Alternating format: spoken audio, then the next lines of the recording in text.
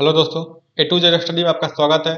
तो चलिए आज हम शुरू करने वाले हैं साइंस इंपॉर्टेंट क्वेश्चन, है ना, जिसमें कोस्ट गार्ड, नाविक, navy, MR, air force Y and X Y के लिए करेंगे। ठीक है, जिसमें हम केवल केवल साइंस के इंपॉर्टेंट क्वेश्चन करेंगे। ठीक है, तो आज हम करने वाले हैं इसका पार्ट 4। ठीक है, पार्ट 4 करने वाले हैं, साइंस का पार्ट 4 करने वाले हैं। तो चलिए शुरू करते हैं। आज का हमारा पहला क्वेश्चन है कि कोशिका शब्द का निर्माण किया था किसने। कोशिका जो शब्द है इसका निर्माण किसने किया था? तो इसका निर्माण किया था आपको रॉबर्ट ब्राउन ने। ठीक है, रॉबर्ट ब्राउन ने किया था। कोशिका शब्द का निर्माण किया था रॉबर्ट ब्राउन ने। तो चलते हैं अगले क्वेश्चन तरफ। अगला क्वेश्चन हमारा कि सबसे बड़ा फल या पुष्प, है ना, सबसे बड़ा फल और पुष्प कौन सा है? ठीक है, ये जो है हमारा सबसे बड़ा फल जो है आर्किड्स है, और सबसे बड़ी फूल पुष्प जो है ये जो हमारी रेफ्लेसिया है। सबसे बड़ी फूल रेफ्लेसिया, और सबसे बड़ा फल जो है वो है आर्किड्स।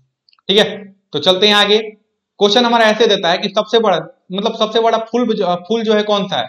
सबसे बड़ा फूल जो है यानी सबसे बड़ा पुष्प जो है ये हमारा रेफ्लेसिया, और सबसे बड़ा फल जो है वो है आर्किड्स। चलते हैं अगले क्वेश्चन तरफ। अगला क्वेश्चन हमारा कि स्तंभ कंद, घन कंद, सकल कंद तथा प्रकंद का उदाहरण कौन सा है? ये है हमारा कौन कौन? आलू है ना, केसर है, प्याज है तथा अदरक।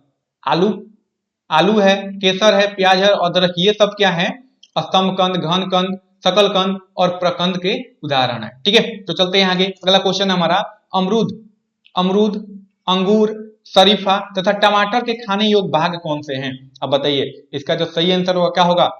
अमरूद, अंगूर, शरीफा तथा टमाटर के खाने वाला भाग जो है ये फल भित्ति, यानी जो फल भित्ति है उसके खाया जाता है, मतलब इसके फल भित्ति को खाया जाता है, अंगूर का, अमरूद का, शरीफा का और टमाटर का। तो चलते हैं आगे। अगला क्वेश्चन हमारा आम, पपीता तथा बेर आम, पपीता तथा बेर के खाने योग्य भाग कौन सा है? ये खाने योग्य भाग है मध्य फल भित्ति, यानी इनके जो इस फल का कौन सा भाग खाया जाता है? तो मध्य फल भित्ति खाया जाता है। आम का, पपीता का, बेर का और, है ना, बेर, इन सब का मध्य फल भित्ति खाया जाता है। तो चलते हैं आगे। अगला क्वेश्चन हमारा अदरक और आलू का खाने योग्य भाग। ये जो अदरक और आलू का खाने योग्य भाग जो है तना है। अदरक का भी हम तना खाते हैं और आलू का भी क्या खाते हैं? तना ही खाते हैं, क्योंकि ये तना से ही उत्पन्न होते हैं आलू और अदरक। ठीक है, तो चलते हैं आगे। पिट्यूटरी ग्रंथि पाई जाती है कहाँ? यानी जो पिट्यूटरी ग्रंथि जो है ये किस शरीर में कहाँ पाई जाती है? तो ये पाई जाती है मस्तिष्क में, है ना, ये ब्रेन में पाया जाता है। पिट्यूटरी ग्रंथि पाया जाता है हमारे ब्रेन में। ठीक है, तो चलते हैं आगे। अगला क्वेश्चन है कि दो प्रमुख वंशानुगत रोग कौन कौन से? यानी जो दो ऐसे रोग को बताना है जो वंशानुगत है, यानी वो पीढ़ी दर पीढ़ी चलती हो, तो वह है वर्णांधता और हीमोफीलिया। ये ऐसे दो रोग हैं जो क्या है कि वंशानुगत रोग होते हैं। अगर पिता को है तो उसके पुत्र में, है ना, पुत्र में ही होगा, और उसके पुत्र में होगा तो ये वंशानुगत चलता रहता है। ठीक है, तो चलते हैं आगे। अगला क्वेश्चन हमारा थायरॉक्सिन हार्मोन स्रावित होता है कहां से? यानी जो थायरॉक्सिन हार्मोन है ये कहां से स्रावित होता है? ये जो स्रावित होता है हमारा थायराइड ग्रंथि से स्रावित होता है। ठीक है, और थायराइड ग्रंथि कहां पाई जाती है? तो गला में पाई जाती है। ठीक है, तो चलते हैं आगे। अगला है मछलियां मांस लेती हैं, है ना, सॉरी, मछलियां जो है सांस लेती है। मछलियां सांस लेती है शरीर के किस अंग के द्वारा? तो ये लेती है गिल्स के द्वारा। ठीक है, मछलियां जो श्वास लेती है यानी सांस लेती है वो शरीर के किस अंग से लेती है? तो वो लेती है गिल्स के द्वारा लेती है। तो चलते हैं आगे। अगला क्वेश्चन है तने के रूपांतरण का उदाहरण है। तना का जो रूपांतरण होता है इसका उदाहरण क्या है? तो ये जो है हमारा आलू, अदरक और प्याज, यानी तना से ये सब प्राप्त किया जाता है। आलू प्राप्त किया जाता है तना से, अदरक, प्याज, ये सब जितने भी हैं ये सब तने से प्राप्त किया जाता है, इसलिए ये तने के रूपांतरण का उदाहरण है। तो चलते हैं आगे। अगला क्वेश्चन है हमारा कि लोहे की मात्रा सर्वाधिक पाई जाती है किसमें? तो फल और पत्तों में, है ना, फलों में और फलों के पत्तों में। जैसे साग हो गया, है ना, साग में भी पाया जाता है। फलों के पत्तों में क्या है? ये ज्यादातर लौह का मात्रा पाया जाता है। तो चलते हैं आगे। अब देखिए जिन लोगों ने इंडियन कोस्ट गार्ड डीबीजीडी यांत्रिक का फॉर्म अप्लाई किया है तो उनके लिए हम लोगों ने मिलकर एक मॉक टेस्ट तैयार किया है, जिसमें 16 क्वेश्चन होंगे जो आपके पूर्ण रूप से सिलेबस के आधार पे है, यानी सिलेबस बेस पे आधारित है, जिसमें 15 क्वेश्चन क्या है, इंग्लिश के 10 क्वेश्चन, साइंस के और जीके के 5 क्वेश्चन और मैथ के 20 क्वेश्चन और रीजनिंग के 10 क्वेश्चन, जिसमें 600 इंपॉर्टेंट क्वेश्चन है और 10 सेट है। ठीक है, और मान लीजिए आपने इस बुक को, अगर आप इस बुक को कर लेते हैं तो आपकी 90% की तैयारी पूरी हो जाएगी, क्योंकि इसको पूर्ण रूप से सिलेबस के आधार पे ही बनाया गया और बहुत ही इंपॉर्टेंट क्वेश्चन इसमें रखा गया है।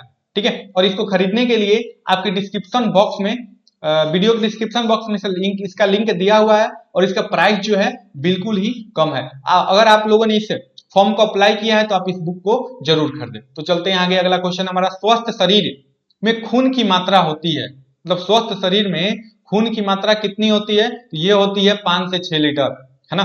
5 से 6 लीटर जो होती है खून की मात्रा होती है स्वस्थ मनुष्य के शरीर में, यानी स्वस्थ शरीर में 5 से 6 लीटर तक खून पाया जाता है। तो चलते हैं आगे, वायुमंडल में ऑक्सीजन की मात्रा संतुलित होती है कितना प्रतिशत, ये तो अभी बताया है आपको, मतलब वायुमंडल में ऑक्सीजन की मात्रा संतुलित है किसके कारण, ये जो है हमारे प्रकाश संश्लेषण द्वारा, मतलब किसके द्वारा होता है, प्रकाश संश्लेषण द्वारा होता है, और ये वायुमंडल में कितना पाया जाता है, 21% पाया जाता है। ठीक है, क्वेश्चन था हमारा, वायुमंडल में ऑक्सीजन की मात्रा संतुलित है किसके द्वारा, तो प्रकाश संश्लेषण, यानी पौधे हैं, पौधे क्या करते हैं, प्रकाश संश्लेषण करते हैं और ऑक्सीजन छोड़ते हैं, कार्बन डाइऑक्साइड लेते हैं, तो इस कारण जो है ये वायुमंडल में ऑक्सीजन संतुलित मात्रा में पाया जाता है। अब आगे चलते हैं, कवकों के अध्ययन को क्या कहते हैं, कवकों का जो अध्ययन है उसे हम क्या कहते हैं, इसे कहते हैं माइकोलॉजी, और शैवालों का जो अध्ययन होता है उसे कहते हैं फाइकोलॉजी। ठीक है, फाइकोलॉजी, कवकों के अध्ययन को माइकोलॉजी और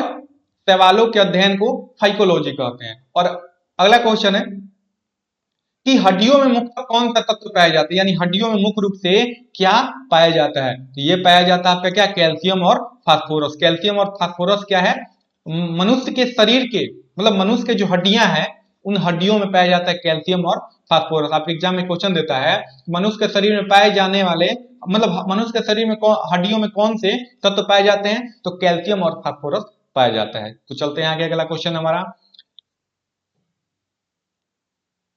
ठीक है, अगला क्वेश्चन है कि मानव में गुण सूत्रों की संख्या कितनी होती है, यानी जो मनुष्य है, मनुष्य में कुल गुण सूत्रों की संख्या जो होती है कितनी होती है, ये होता है 46, यानी 46 होते हैं। और पेयर की अगर बात करें, जोड़े की बात करें, तो 23 जोड़े जो होते हैं ये मानव शरीर में गुण सूत्र पाए जाते हैं। ठीक है, तो चलते हैं आगे, अगला क्वेश्चन हमारा कि रक्त कणिकाओं का निर्माण कहाँ होता है, यानी जो रक्त कणिका है उसका निर्माण कहाँ होता है, तो इसका निर्माण होता है अस्थि मज्जा में, है ना।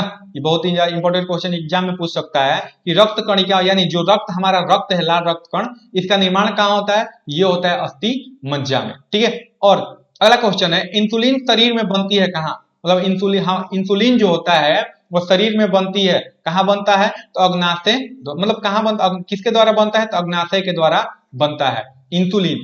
ठीक है, यहां तक आपको समझ में आया होगा। अगर आपको कुछ दिक्कत है तो कमेंट में आकर के पूछ सकते हैं। अगर आप लोगों ने इसका साइंस स्पेशल का बैच, साइंस स्पेशल का वीडियो नहीं देखा है तो चैनल का प्लेलिस्ट में इसका 1 से 3 तक वीडियो मौजूद है, आप जाकर के वहां से देख सकते हैं। ठीक है, और हाँ, आपके लिए 1000 प्लस जीके और जीएस का भी क्वेश्चन चलाया जा रहा है और वो भी आपके चैनल के प्लेलिस्ट में मिल जाएंगे। ठीक है, तो चलते हैं आगे, अगला क्वेश्चन हमारा, राइबोसोम पादप का भूमिगत प्रारूप क्या है, जो राइबोसोम है वो पादप का भूमिगत प्रारूप क्या होता है, तो ये जो है तना है ना। राइबोसोम पादप का भूमिगत प्रारूप जो है ये है तना। तो चलते हैं आगे, अगला क्वेश्चन हमारा, शरीर में सबसे मजबूत हड्डी जो होती है वो कौन सी होती है ना।